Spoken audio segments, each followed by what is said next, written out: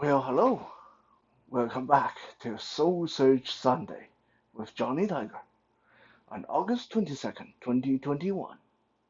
Actually, it's probably closer to August 23rd right now, but we are not going to get too specific about this because I still owe you guys a Survival Saturday. Some people probably wondering what happened to Survival Saturday. This weekend has just went a little bit sideways, belly up, and a little bit crazy. Not in a bad way, but it just went a little bit crazy, and the entire schedule got thrown out the window last minute. It's just one of those very chaotic last minute kind of thing. But me and uh, beautiful, intelligent girlfriend, Kitten, we did manage to hit up the Pacific National Exhibition uh, Festival, and it was pretty good. We were there for almost 9 hours today, so both of us are very tired from walking. And like I said, that basically was very last minute thing, and threw the entire plan just out the window, like no one else's business. So Survival Saturday didn't get made. A whole bunch of pre-planned activities got pushed back, but don't worry, we will try to make it up to you guys on Monday, assuming we get everything back under control. Or we have a lot of catching up to do with our activities. But before I go to bed, I do want to give you guys a quick Soul Search Sunday. However, there is no background music, although if you listen careful,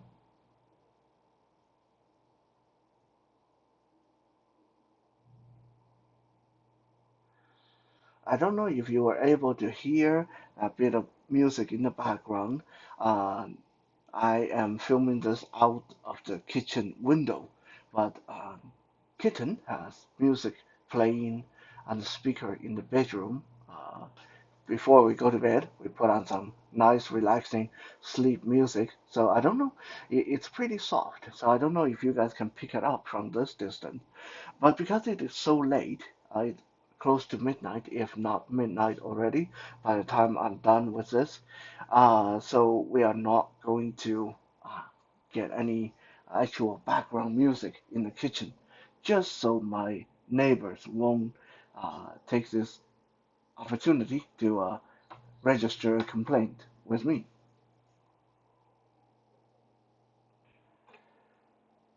And sometimes a little bit of silence is actually quite good for the soul. I don't know about you guys, but we all hear sometimes people say, I just want a moment of peace and quiet. I just want a moment of peace and quiet. And sometimes that is very, very literal. Uh, when quite often when I say I want a piece of moment of peace and quiet, I'm not saying that so someone would leave me alone. I'm not saying that so I don't have to work, but I literally mean I want a moment where I'm not bombarded with music or traffic sound or people talking. I just want quiet. That's all I want. Now, I know some people that have struggled with tinnitus and other hearing issues. They hate those silent moments because that's when those conditions really flare up and they tend to drive you a little bit nuts. I had on and off tinnitus when I spar and fight and sometimes get knocked about the head or get choked really bad. But most of the time, it doesn't happen to me. So sometimes I do enjoy a little bit of uh, nice, comforting silence. But that is not my main point for today. When we were at the festival today, we were listening to a comedian. And the comedian said something that really resonated with me, or we can say really uh, jived an old memory. It triggered something in my head and made me go, I know what he's talking about. So what did he say?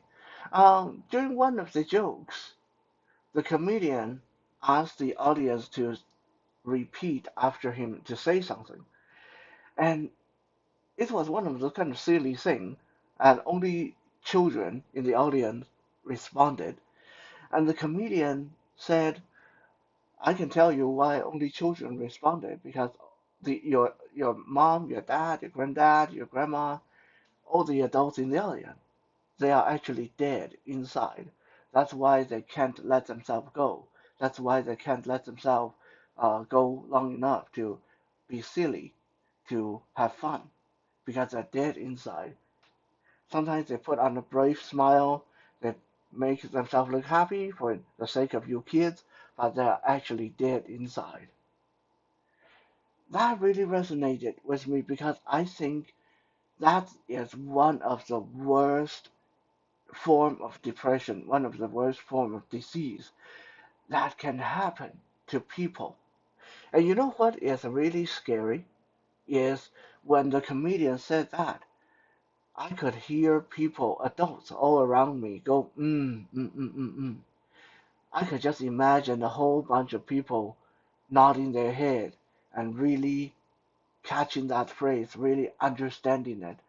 And that's scary because that means a lot of us either are dead inside or have experienced being dead inside.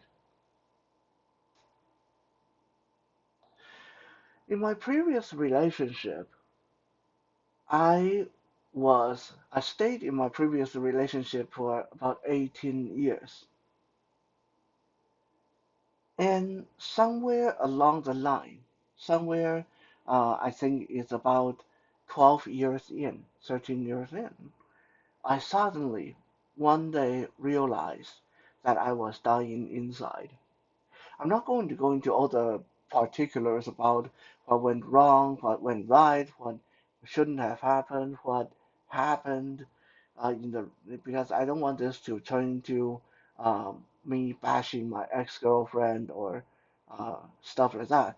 But somewhere along the line, I realized something was really, really wrong. Somewhere along the line, I realized that I was slowly eroding away on the inside. And it's not until later, when I ended that relationship, that I started talking to my friends. Because honestly, when I ended that relationship, I fully expected a lot of my friends to show disapproval. Because a lot of my friends have known me and my ex-girlfriend for 18 years, as long as we've been together. A lot of they were her friends, they were my friends. So I fully expected a huge backlash when we broke up. What surprised me and a little bit irritated me was quite a few of my friends actually said, "Oh, we knew this was coming because we could see that you were slowly dying inside." And in my head, it's like, you bastard, you didn't say a single thing. You were supposed to be my good friend, best friends, and you didn't say a single thing. I mean, of course they didn't, because it's not the kind of thing you can say to your friend. It's not the kind of thing that you can say to your friend that, hey, I think you should break up with your girlfriend because you're slowly dying inside. No, how would you go about saying that? How would you go about saying that without it coming back and biting you on the butt? So yeah, on a logical level, I understand why no one said anything, but on an emotional, unreasonable, childish level, I was thinking, you bastard, you didn't say a single thing. Come on, you're supposed to be my best friend. You're supposed to be looking out for my back. You're supposed to be uh, on my side. That's my reaction. Of course, I felt a lot of relief as well because I fully intended people to not understand why I would be so cold-blooded as to end an 18-year relationship. There were some people, a couple, only a couple, that showed disapproval, that showed that they had a hard time dealing with it. But I would say 99% of my friends actually saw it coming long before I made the decision to uh, end it, which was really surprising. How bad did it get? It got to the point where one day I was walking to work in a rainy, cold autumn evening, and between getting off the bus and getting to work, a song came into my head. A song that I almost recorded but decided not to because of how depressing it was. The song was called Dead Man Walking. Maybe one day when I still have the draft of that song on my computer. Maybe one day I will see fit to show it to the world. But for now, I think it's a testament of how bad things were in my state of mind that I probably should just keep it locked away uh, in a closet because it's not pretty. It's very depressing, very sad, and somewhat disturbing.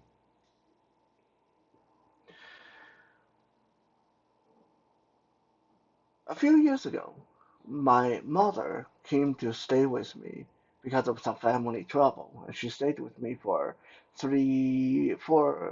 about 4 months, 5 months. And near the end of her stay, in her one of her more observant and reasonable and kind moments, my mom said to me, she said, I would really like to stay here with you. You are a very good son. You treat me very good. And you try very hard to hide it. But I know I can't stay here because just this 3 or 4 months that I've been here, I see you slowly shutting down and dying inside. You are like an eagle. You are meant to fly wild and free. You are not meant to be hampered by a mother who you have to worry about and take care of and be on your best behavior for. So me being here is slowly killing your soul on the inside. Of course, I laughed it off at the mom. You're just being silly. There's nothing wrong with me. Yeah, uh, you stay as long as you want. I, I don't mind taking care of you. But in my head, I was thinking, wow, my mom hit it right on the head, hit the nail right on the head, because I was. Uh, I was slowly uh, withdrawing into myself. I couldn't practice my music. I couldn't have a good workout at home. I couldn't do a lot of the things I wanted to do because so much of my time was spent making sure that she was happy, she was uh, well tended to, and she had someone to talk to, and she had whatever she needed. Uh, Outside of work, outside of necessary stuff, I have to make sure that I go on daily walks with her, that I put aside half an hour to talk with her every day, and make sure I cook the stuff she likes to cook, and go shop to the store to get the stuff she wanted to get. So yes, you know, to be perfectly honest, I was slowly dying inside, and again, it was quite amazing that someone like my mom was able to pick that up so readily. So I wonder if you, if I, if we all look around at people around us, would we be able to spot Which one of our friends, families are dead or dying inside? And would we be able to help them find a solution, help them find a spark of life again? Would we be honest with ourselves enough to know that it's happened to us, it's happening to us, and would we have the courage to make the necessary changes to make that spark come back into our life? I did. I ended a relationship that kept me secure and warm for 18 years because I wanted my spirit to rise. I wanted my soul to live. I hope for anyone watching, listening to this video, you will find the way, the courage to help yourself, help others, so they are not walking around dead inside.